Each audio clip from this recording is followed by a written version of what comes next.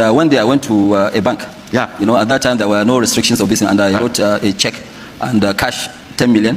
Put it in the boot of my vehicle. Yeah. And I went home and I opened it and I look at 10 million. I said, okay, fine. Now I believe I have money.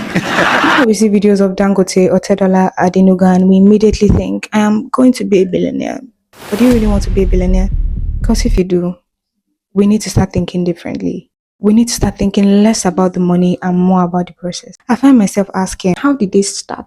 How did they get there? And how do I get there? Especially as someone from a non-nepotic background, is it even possible to get to these stages without having generational influence? So I began my research. I read books. I watched more interviews of these people because I refuse to believe that before you make it really big, you must come from an affluent background. So how do I set myself up for a future like this? I finally got an answer. SERVE. Serve. Learn directly from those doing the things you've always admired and wanted to do. Pitch yourself and volunteer under organizations, companies.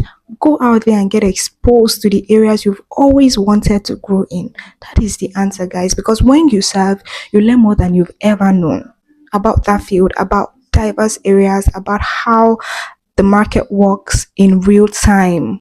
For example, if you want to work in oil and gas, you can start from smaller organizations or companies. You don't have to start from Shell or Chevron.